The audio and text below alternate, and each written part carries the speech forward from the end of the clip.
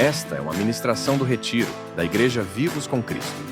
Conheça mais em igrejavivoscomcristo.com. Eu queria que você liberasse seu coração. Eu creio que seu coração já está liberado, mas que você se rendesse àquilo que o Espírito Santo vai ministrar através da minha vida nessa manhã.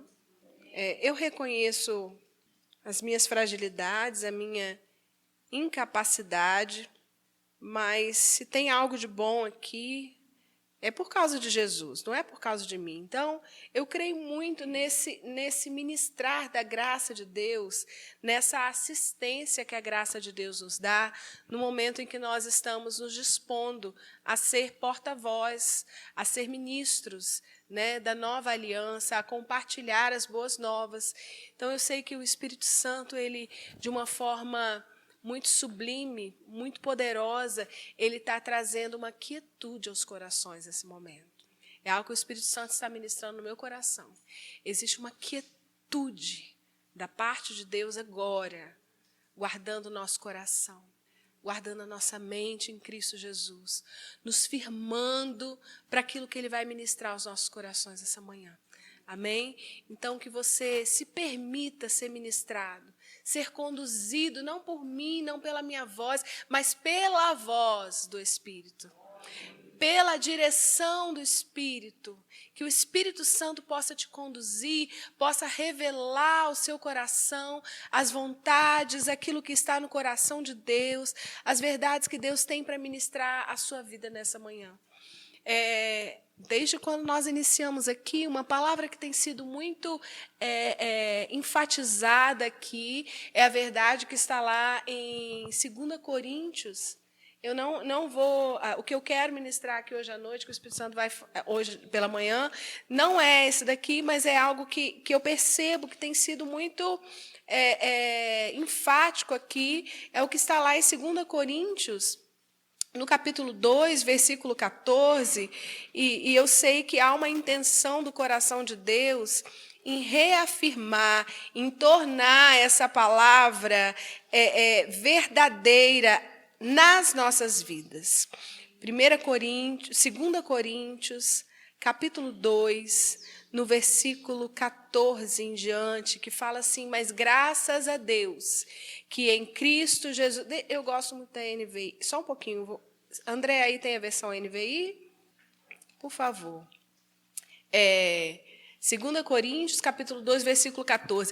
Mas graças a Deus, que sempre nos conduz triunfantemente em Cristo, e por nosso intermédio exala a fragrância do seu conhecimento em todo o lugar. Porque para Deus nós somos o aroma de Cristo, entre os que estão sendo salvos e entre os que estão perecendo. Em outras traduções e outras versões fala que para Deus nós somos o bom perfume de Cristo. E o que qualifica um bom perfume? Uma das marcas de um bom perfume, Cíntia é especialista nessa área, ela vai concordar. Uma das marcas de um bom perfume é a fixação. Então, a Bíblia fala que nós somos o bom perfume de Cristo. Isso significa que quando nós nos relacionamos, nós permitimos que essa fragrância, que esse perfume de Cristo que exala da nossa vida, se fixe em outras vidas. Fique fixado. Então, tem pessoas com as quais nós nos relacionamos na nossa família, no nosso trabalho, em diversos ambientes, que elas carregam esse perfume também, por causa do perfume que nós estamos exalando. Não tem como pessoas se relacionarem conosco e não serem influenciadas de alguma maneira pela verdade que nós carregamos. A verdade é Cristo. É tudo sobre Ele.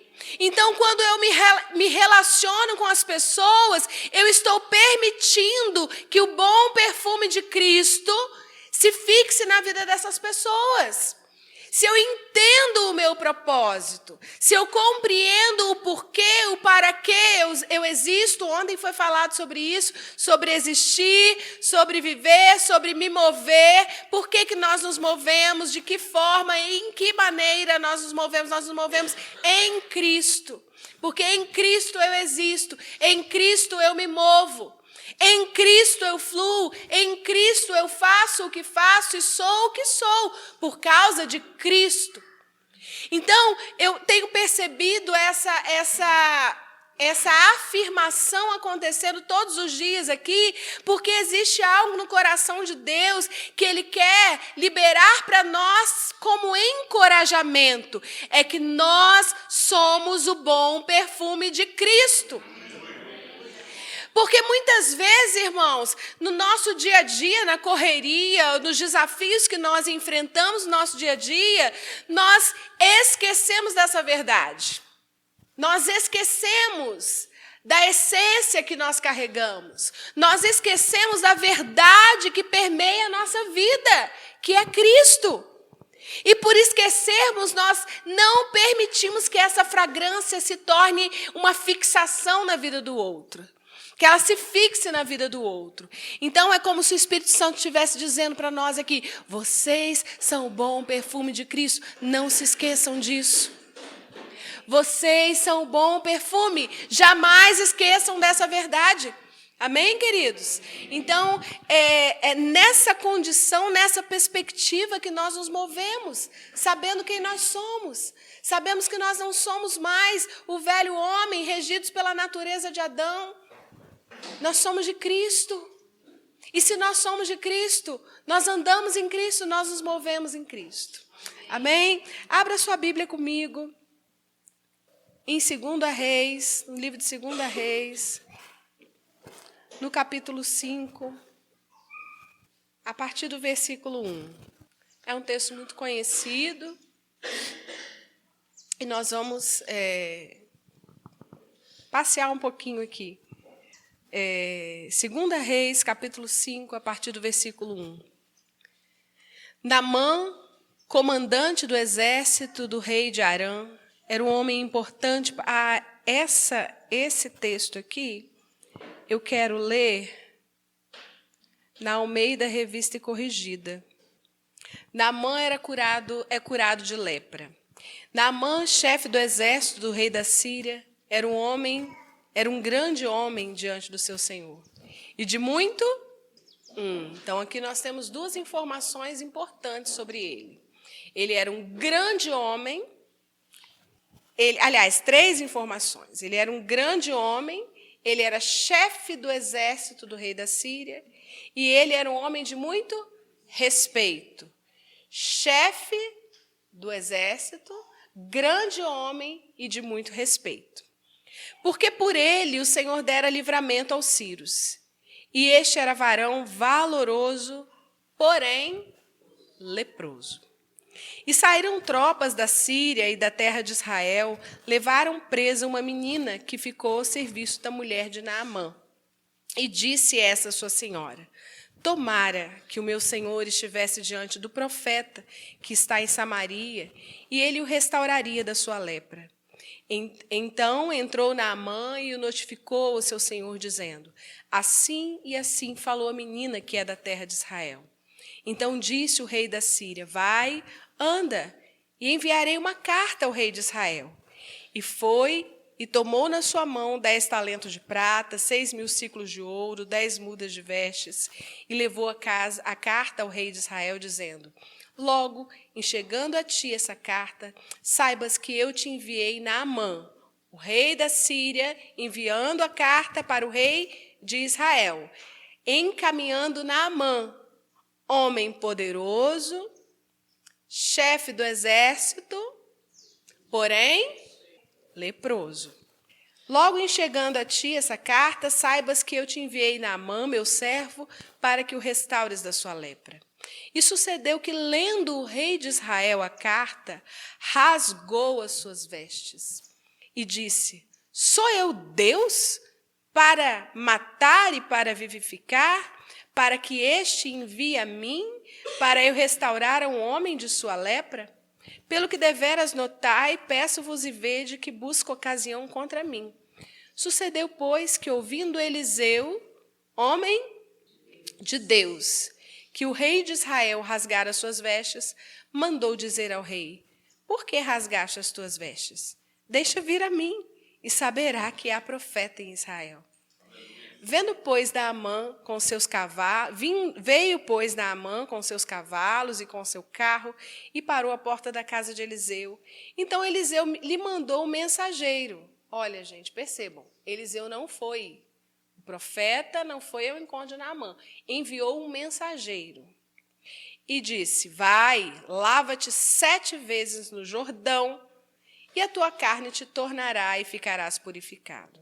Porém, Naamã muito se indignou e se foi dizendo: eis que eu dizia comigo, certamente ele sairá, pôr-se-á em pé, invocará o nome do Senhor seu Deus, passará sua mão sobre o lugar e restaurará o leproso. Não são, porventura, Abana e Farpar, rios de Damasco, melhores do que os das águas de Israel? Não me poderia eu lavar neles e ficar purificado? E voltou-se e se foi com indignação.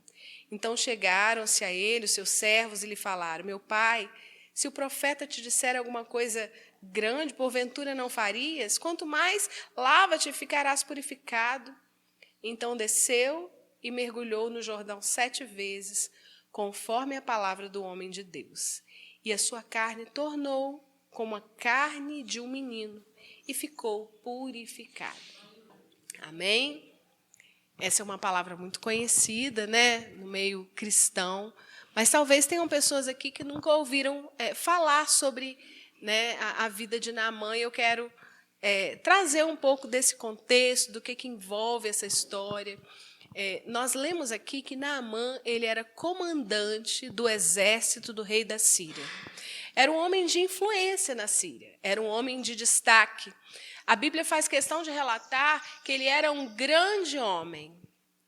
Então, se ele era considerado um grande homem, nós sabemos que era um homem que possuía influência, possuía pessoas que estavam sob o comando, sob a autoridade dele.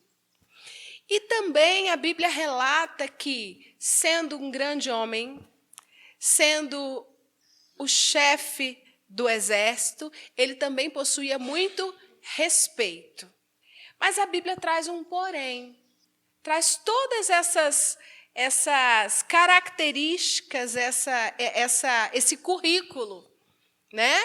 Naamã tem um grande currículo: homem de respeito, chefe do exército, grande homem, homem de influência, porém, leproso. Nós sabemos que o porém sempre vai revelar uma situação contrária ao que foi dito anteriormente. Então, ele tinha um currículo maravilhoso, ele tinha diante das pessoas respeito, influência, porém ele era leproso.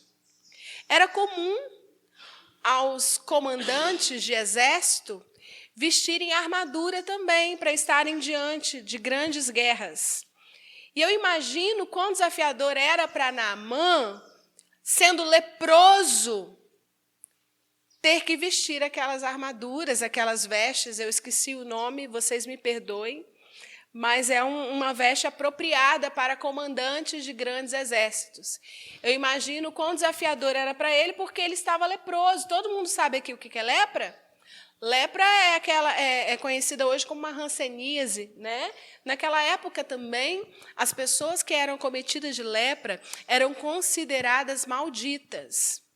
As pessoas que eram cometidas de lepra precisavam ficar alheias à comunhão, alheias a relacionamentos com outras pessoas, porque dentro dos preceitos da lei existiam várias regras.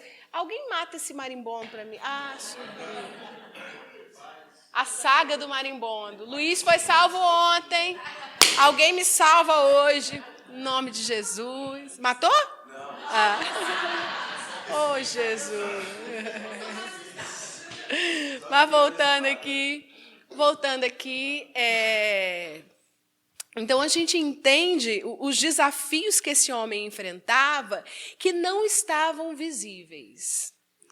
E quando eu estava orando por essa palavra, orando por esse tempo, Deus, Ele ministrou algo ao meu coração sobre pessoas que estão aqui e que carregam realidades que não estão visíveis. Algo que está lá no profundo, oculto, escondido, que diante da multidão não é exposto. Marcas, dores, situações de autossuficiência, orgulho. Você sabe.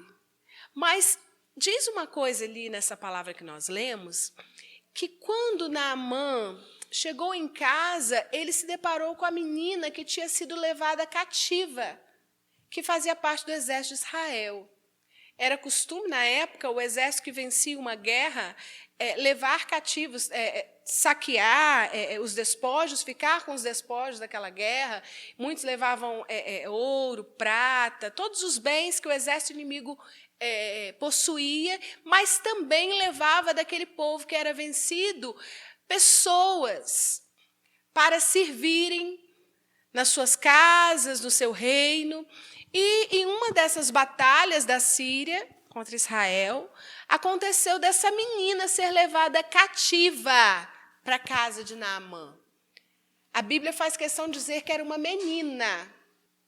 Essa menina, ela não estava entre o seu povo. Essa menina, ela não estava no seu meio familiar.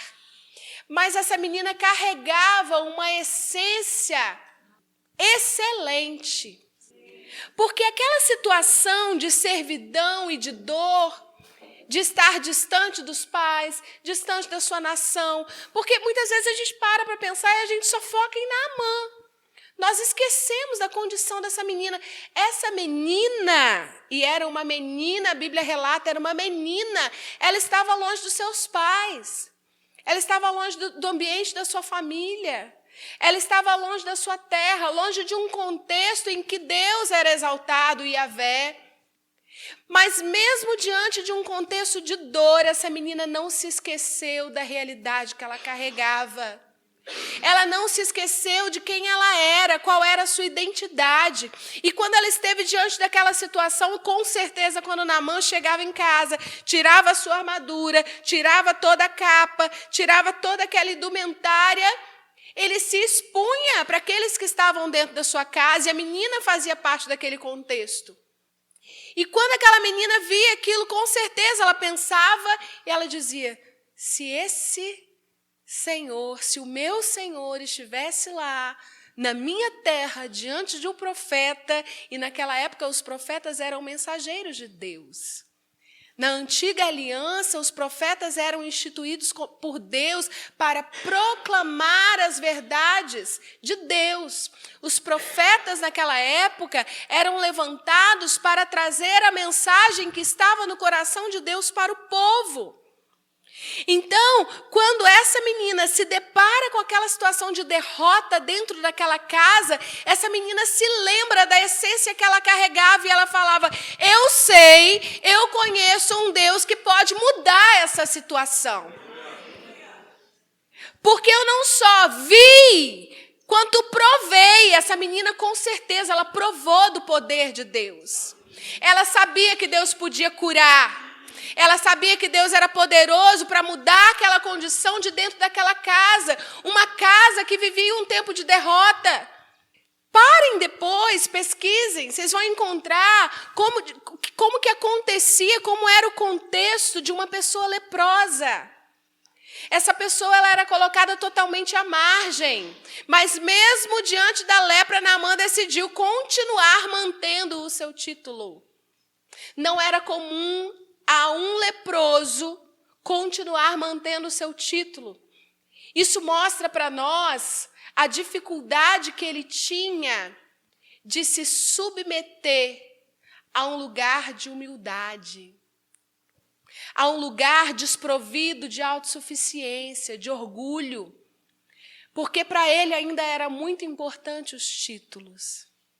Para ele ainda era muito importante carregar o currículo de um grande homem, de um exército, o general, o comandante de um exército, um homem respeitoso, Era muito importante para ele se manter naquela condição. Como assim? Eu tenho um cargo. Amém? Entendedores entenderão. Eu tenho um cargo, eu não abro mão dele. Aqui na Síria eu sou muito bem visto. Aqui na Síria eu tenho nome. Aqui na Síria foi me confiado. Eu sirvo aqui na Síria. Eu estou a serviço da Síria e ainda tenho um cargo. Eu sou comandante do exército. Mas, de repente, surge dentro da casa dele, naquele contexto de dor e de vergonha, uma menina que, aos olhos naturais, não tinha importância alguma, porque essa menina era da linhagem de uma nação que tinha sido vencida pela Síria e estava ali como serva dentro daquela casa. E do lugar improvável e vergonhoso surge a resposta. Do lugar de vergonha e de opróbrio vem a direção. De um lugar em que ele jamais poderia imaginar, veio a resposta. E era comum, quando um comandante, alguém que possuísse um cargo de destaque em uma nação, fosse até outra nação, era comum que ele levasse cartas de apresentação do seu rei.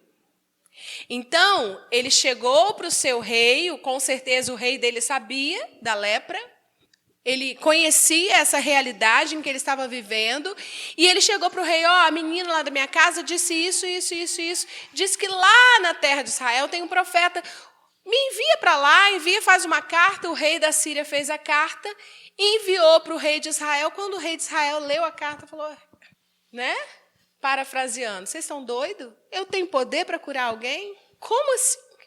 Vê se eu tenho poder. Sou eu para dar vida, para tirar a vida? Eu não posso. Mas aí Eliseu ficou sabendo. Eliseu, manda vir aqui. Aqui tem palavra. Aqui tem resposta. Aqui tem socorro.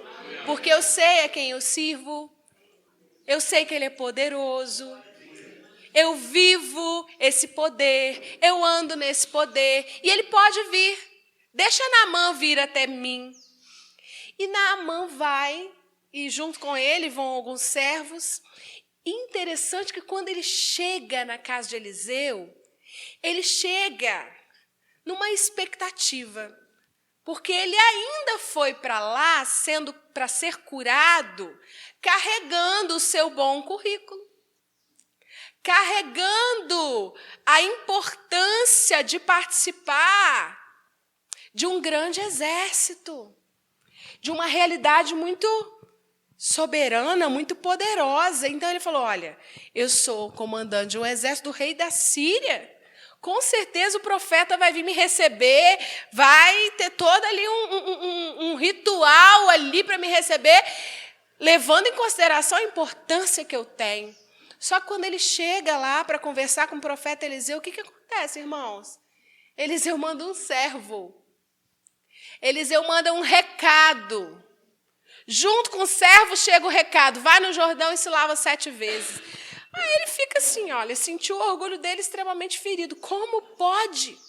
Eu pensei que o profeta sairia, o profeta ia impor as mãos sobre a minha cabeça, e ali ele me restauraria. O profeta manda um servo, e o servo fala que eu tenho que banhar no Rio Jordão.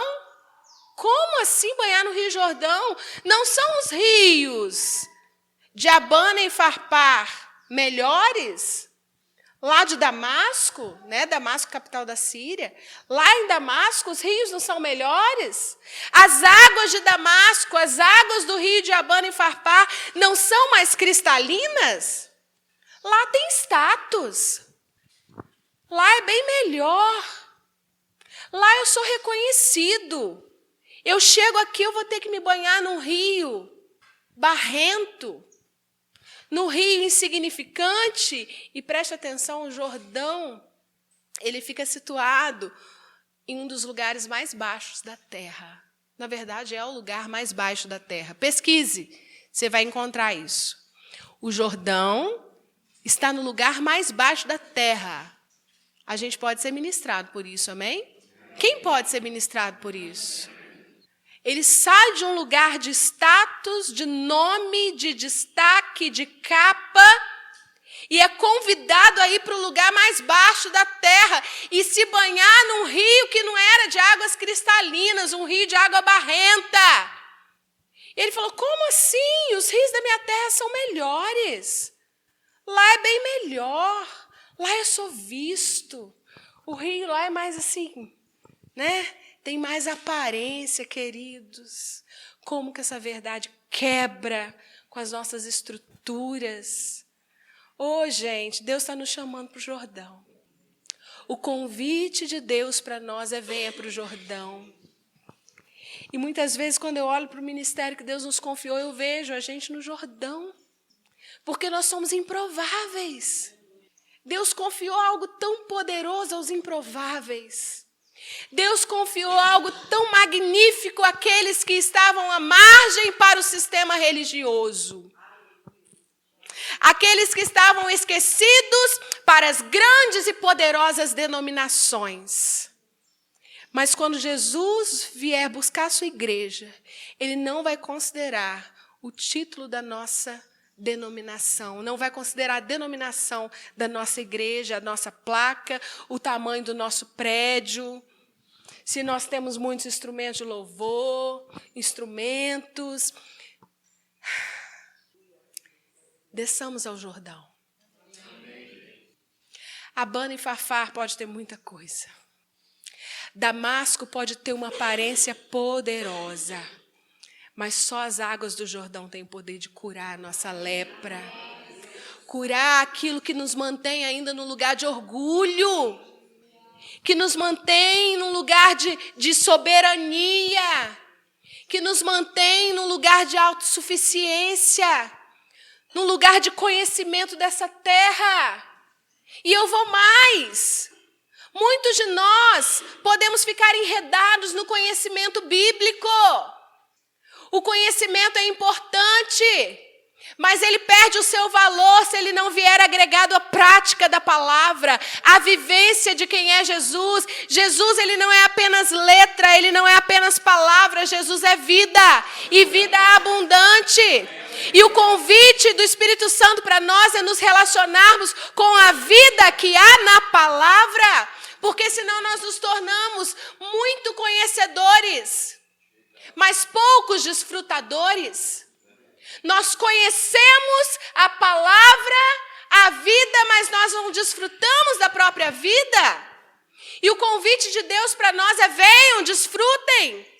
Tomem posse de tudo que pertence, tudo que está aqui é para vocês. Faz parte da herança bendita que Jesus conquistou com alto sangue puro. Foi o sangue do justo.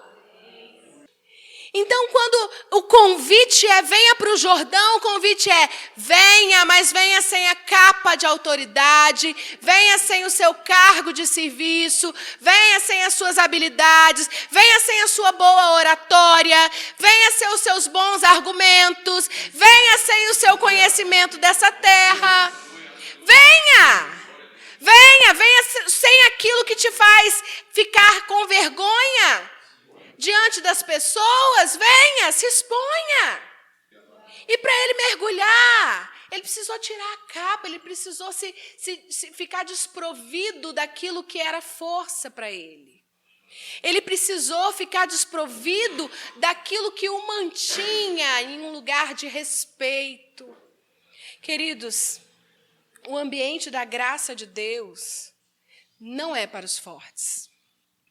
Eu preciso falar isso para você. Se você se considera forte demais, sábio demais, importante demais, esse aqui não é um lugar ideal para você. Esse ambiente aqui é para improváveis, fracos, sem habilidade, sem força alguma. Porque nós decidimos colocar nossa esperança naquele que tem toda a força. Porque a Bíblia diz que o poder dele é aperfeiçoado na nossa fraqueza. Não venha com força. Se destitua dos seus títulos, da sua força, dos seus cargos, seja o que for. Diante do Jordão, você não é considerado pelo título que você tem na igreja, pelo cargo que você tem, pelo seu currículo, pela sua faculdade, pelo seu bom discurso, pelo seu conhecimento, pelo tanto que você já leu, pelos livros que você já leu, pelas experiências que você já teve na vida mundana, não.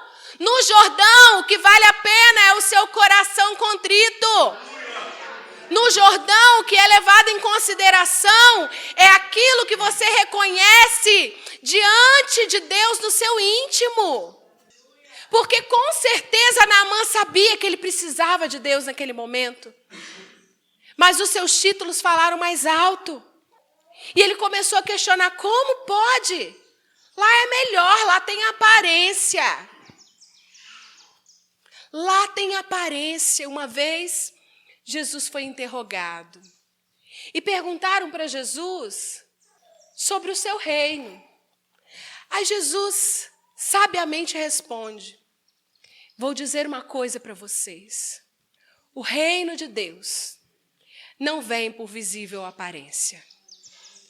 Não dirão, está ali, está aqui, porque o reino de Deus está dentro de nós.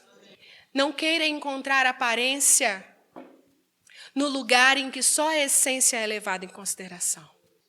Não busque aparência no lugar em que a verdade é exaltada. Porque muitas vezes, com a nossa consciência discipulada pelos padrões dessa terra, nós vamos julgar como improvável, como impossível, aquilo que Deus quer transformar. Deus é aquele que pega quem não é. Deus é aquele que pega o improvável e transforma em grandes possibilidades. Ele tem o poder de fazer isso, gente. E ontem, nós estávamos até conversando num grupo aqui e falando sobre as vezes que nós fomos bombardeados e tentados a não fazer esse retiro, né?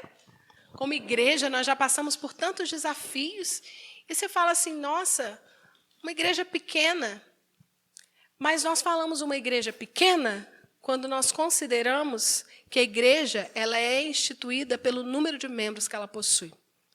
Agora, quando você reconhece que a igreja ela é instituída por causa do sangue de Jesus, você vai saber que a relevância de uma igreja não está no tamanho do seu prédio, nem no número de membros que ela possui. A relevância de uma igreja está no nível de dependência da obra consumada da cruz do Calvário. Nós precisamos mudar muitos conceitos dentro de nós. Nós cremos, isso é fato, irmãos, é verdadeiro. Nós cremos que muitas e muitas vidas serão alcançadas através das nossas vidas. Nós cremos que vidas serão libertas, famílias restauradas pela glória de Deus por intermédio desse ministério. Mas nós estamos caminhando. E nessa caminhada nós precisamos permanecer olhando para o autor e consumador da nossa fé.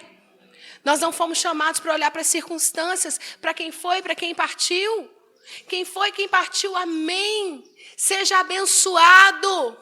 Permaneça abençoado, flua no seu propósito. Porém eu permaneço olhando firmemente para o autor e consumador da minha fé.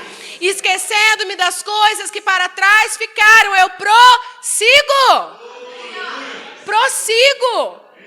Esses dias uma pessoa veio, eu tive que ser enfática. Eu falei assim, fulana, eu não quero mais falar sobre isso. E quando eu decido não falar mais sobre algo que passou, não significa que eu esqueci do que passou. Não é isso.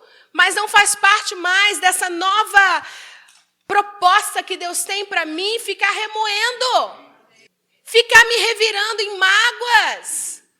Quando Jesus já sofreu a mágoa, já sofreu o opróbrio, a vergonha que nós tínhamos que carregar, as injúrias que nós tínhamos que carregar, ele passou isso no nosso lugar. Nós não fomos chamados para ficar revirando em cinzas. Deixa a cinza passar. Prossiga para o alvo, para o autor e consumador da sua fé. Amém, queridos? Amém? E aí, a Bíblia nos relata que Naamã, ele decide ouvir a voz do profeta. Na verdade, ele não ouviu a voz do profeta, não. Ele ouviu a voz do servo dele. O servo dele falou assim, ô meu senhor. Né? Em outras traduções, fala, ô meu pai. Né? Ô meu senhor. Se ele tivesse falado uma coisa difícil para você, para o senhor não teria feito. Ele só falou para o senhor se banhar no Jordão. Vai lá, desça o Jordão. E Naamã vai e desce. Só que não foi só um mergulho. O profeta falou, são 7 mergulhos. 7 mergulhos. Há muito tempo atrás, quando Deus ministrou essa palavra no meu coração, eu imaginava assim, que 7 era para Naamã ser convencido de que realmente um milagre ia acontecer. Então ele mergulha uma vez, olha que nada aconteceu, fica frustrado, mergulha outra vez, fica frustrado. Mas nesses últimos tempos, Deus tem ministrado muito ao meu coração que a cada mergulho, uma nova experiência sobre quem Deus era revelado para ele. Então ele não se importou. No primeiro mergulho, ele já começou a se ver em Deus. E foi algo que foi transformando, foi fazendo uma movimentação celestial tão grande dentro dele, que ele não se importou, porque a Bíblia não relata, ele não questionou. No primeiro mergulho, a Bíblia não fala que ele mergulhou uma vez e olhou, ele estava ainda impuro, estava ainda com lepra. Não, a Bíblia só relata que ele foi e mergulhou. Então, eu acredito que no primeiro mergulho ele se deparou com uma excelência de quem Deus era, uma faceta de Deus que ele não conhecia, porque ele pertencia a um outro povo. No segundo mergulho, tem mais dele. No terceiro tem mais, no quarto tem mais, no quinto tem mais. No sexto, no sétimo, quando ele estava convencido de quem Deus era, quando a consciência dele foi mudada, quando a chave virou dentro dele, ele se viu curado. Ele se viu curado. A cura já estava disponível para ele, mas ele precisava ir às profundezas, ele precisava mergulhar, ele precisava provar mais de Deus, ele precisava ir para águas mais profundas, porque na superfície ninguém prova Deus em sua essência. E aqui o convite é, venha para o profundo. Vamos para águas profundas, vamos para lugares onde nós não dependemos da nossa força, não dependemos da nossa habilidade, não dependemos de títulos, não dependemos de conhecimento, não dependemos do nosso dinheiro, não. Quando você mergulha, você não ouve voz de ninguém. Quando você está lá na profundeza, é só você e Deus. O lugar mais profundo do mar se chama Fossas Marianas. Ninguém conseguiu mergulhar lá nas Fossas Marianas com vida. Todas as pessoas, todos os relatos, você pode pesquisar, todos os relatos mostram que aqueles que tentaram ir mergulhar nas Fossas Marianas, chegar lá no lugar mais profundo, voltaram sem vida. Amém? Você consegue perceber isso no Espírito? Mergulhe no Jordão. Volta sem seus títulos. Volte sem aquilo que é vida para você. Vida. Volte sem aquela identidade que te faz permanecer num lugar de autoridade mascarada. Porque lá no fundo você está sofrendo. Lá no fundo aquilo te machuca. Lá no fundo tem lepra. Volte para esse lugar. Aí quando ele mergulha, a Bíblia relata que a pele dele se torna como de uma criança. E nos rituais de purificação que aconteciam entre o povo de Deus, esses rituais eles aconteciam para que as pessoas pudessem testificar que no momento em que elas se levantassem desses rituais, elas estavam limpas, né?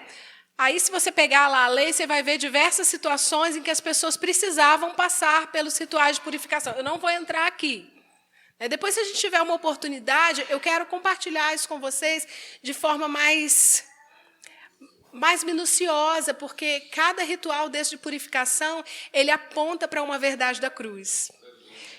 Gente, é interessante como toda a Bíblia aponta para Jesus. Não tem como nós meditarmos na Antiga Aliança, no Antigo Testamento, sem enxergarmos Jesus. O Antigo Testamento é a sombra do novo e vivo caminho. Então, assim, eu não vou entrar nesses detalhes aqui, mas o que acontece? Existiam rituais de purificação para situações específicas. E quando Naamã mergulha ali 7 vezes, e dentro dos rituais de purificação, as 7 purificações, elas trazem uma verdade. Então, trazendo dentro da perspectiva da nova aliança, quando Naamã mergulha 7 vezes, é como se Deus estivesse comunicando conosco que lá ele estava provando da purificação que viria por meio do sangue de Jesus.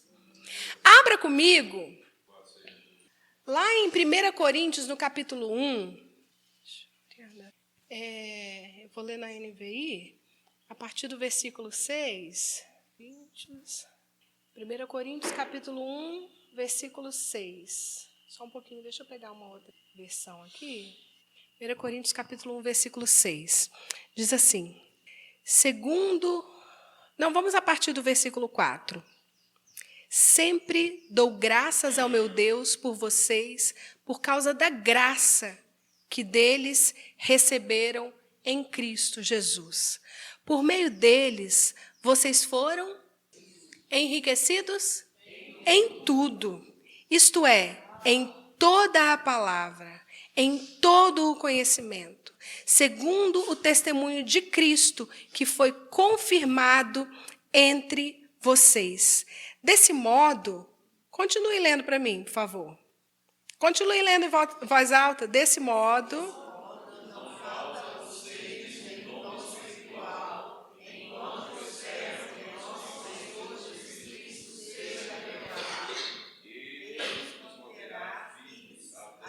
vamos, gente, no 8 todo mundo. Ele os manterá firmes até o fim, para que vocês sejam irrepreensíveis no dia do nosso Senhor. Fiel é Deus, que o chamou à comunhão com seu Filho Jesus Cristo, o nosso Senhor. Vós fostes enriquecidos em tudo. Em tudo. Em tudo é tudo. O que significa tudo? Plenitude, completude, tudo, tudo. Então, quando aqueles 7 mergulhos eles foram estabelecidos na vida de Naamã, é como se a obra da cruz estivesse ali manifestando uma verdade sobre a plenitude de Cristo. Quando eu tiver a oportunidade, eu vou compartilhar com vocês, se vocês me cobrem, sobre esses rituais de purificação e aquilo que o Espírito Santo tem ministrado sobre isso, dentro da perspectiva da nova aliança. Então, esses 7 mergulhos, eles diziam respeito a uma purificação. Lá também em 1 Coríntios, no capítulo 6, a minha senha está travando aqui. Capítulo 6, versículo 11. A partir do versículo 11. Capítulo 6. Só um pouquinho, irmãos, é porque eu fiz um esboço, mas eu fiz no meu celular e o meu celular está travando. Está tranquilo, consegui. Capítulo 6, mas vamos ler um pouquinho lá em cima no versículo 9. Versículo 9. 1 Coríntios, capítulo 6, versículo 9. Essas coisas acontecem, isso é para provar que a nossa dependência total não está só no esboço, né? Está na instrução do Espírito Santo. Eu tenho costume de fazer isso, que me situa mais. Eu fico mais situada naquilo que o Espírito Santo vai fazendo. A gente tem esse costume. Mas nós precisamos depender exclusivamente do Espírito Santo. Nós não somos dependentes do esboço. Amém? Deixa esse celular para lá. E Mas lá em 1 Coríntios, no capítulo 6, a partir do versículo 9, diz o seguinte: vocês não sabem que os injustos não herdarão o reino de Deus? Não se deixem enganar. Nem os sexualmente imorais, nem os idólatras, nem os adúlteros, nem os homens que têm relações sexuais com outros homens, nem os ladrões, nem os avarentos, nem os alcoólatras, nem os caluniadores, nem os trapaceiros herdarão o reino de Deus. Aqui está a relação daqueles que não herdarão o reino de Deus. Alguns de vocês foram assim. Vamos repetir comigo? Alguns de nós fomos assim. Repita, fomos assim. Contudo, ou seja, mas, porém, aqui tem um porém também. Foram lavados, foram santificados, foram justificados no nome do Senhor Jesus e pelo Espírito do nosso Deus. Todas as vezes que a gente lê as cartas paulinas, a gente vê instruções de diversas maneiras. Paulo escreve aos pais, escreve aos filhos, escreve aos maridos, às mulheres, escreve aos servos, aos senhores. Se você quer instruções de boas maneiras dentro do andar cristão, leia as cartas de Paulo. Paulo fala sobre diversos assuntos aqui. O assunto de Paulo aqui é trazer a centralidade de Cristo, mas ele traz diversas orientações. E uma coisa que me chama a atenção é que todas as vezes que o apóstolo Paulo ele vem instruir a igreja sobre um andar que não glorifica a Deus, sobre um andar de modo que avulta ainda a carnalidade humana, ele fala sobre isso, ele lembra ao povo de Deus que o povo de Deus não faz parte mais dessa espécie. Ele faz questão de ressaltar que, embora essas situações aconteçam, nós fazemos parte de uma nova espécie, de um novo povo. Olha, você pode passar por situações em que algumas práticas estejam ainda avultadas ali, mas se você permanecer no Jordão, no rio, a verdade de quem você é se estabelecerá na sua vida, porque você já foi lavado. Você já foi lavado. Já fostes lavados, santificados, justificados no nome do Senhor Jesus e pelo Espírito. E pelo Espírito. Então, queridos, essa constância de mergulho nos convida para um lugar de persistência. Nos convida para um lugar de permanência, de constância e de firmeza. É um convite para firmeza, é um convite para constância. Queridos, como que é fácil você identificar pessoas inconstantes? Amém? Mas não desista delas. Como é fácil identificar pessoas que se agitam e de repente estão lá embaixo, mas não desista delas. Elas também foram lavadas. Elas também foram justificadas. E nesses últimos dias, Deus tem me encorajado tanto a acreditar em pessoas que na minha jornada foram inconstantes comigo, não foram verdadeiras comigo. O Espírito Santo vem e fala assim: eles também foram lavados. Eles também foram justificados. Creia em quem eles são. Não julgue mais segundo a carne, mas segundo o Espírito. Porque a mesma graça que te alcançou é para o seu irmão. A mesma graça da qual você desfruta é para aquele que talvez em algum momento deslizou, mentiu. Aquele que em algum momento fracassou, ele continua sendo alvo da graça de Deus. Ele continua sendo alvo do amor de Deus. Mas existe um convite para aqueles que decidiram permanecer. O convite é: continue mergulhando. Porque para cada mergulho que você dá, existe uma novidade de Deus a ser revelada no seu interior, que vai promover transformação na sua vida. O chamado é: continue no Jordão. Permaneça no rio. Irmãos, o Jordão é um rio totalmente improvável, gente. E cada dia que passa, ele está secando mais. A gente teve a oportunidade de ir lá durante 2 vezes. Gente, eu me lembro que a primeira vez que eu fui lá foi em 2008. E depois de 4 anos, 2012, nós voltamos. Vocês não têm noção da diferença que a gente encontrou no Jordão. Quando a gente voltou, o rio está secando. Está secando. Deixar as crianças chegarem. Mas mesmo assim, você vê a palavra de Deus viva e eficaz falando sobre esse lugar de improbabilidade. Então permaneçam no Jordão. Venham as circunstâncias, venham as adversidades, permaneçam. Porque a verdade é, você já foi lavado. Você já foi santificado. Você já foi justificado. Porque aqueles que receberam a abundância da graça e a dádiva de serem feitos justos, reinam em vida. Reinar em vida diz respeito à perseverança, irmãos. Sejam encorajados nesses tempos a serem perseverantes. Não se conformem com essa vida instável. Um dia você está bem, está cheio de ideia, outro dia você está lá. Não, gente, não se conforma. Amém, nós fomos justificados pela fé em Cristo, nós fomos lavados, mas nós não devemos nos conformar com uma vida de instabilidade. Nós não vamos recuar, nós precisamos avançar, nós não vamos retroceder. Agora, o que nos garante firmes e constantes é essa consciência nessa verdade de quem a gente é, daquilo que o sangue de Jesus conquistou para nós enquanto identidade.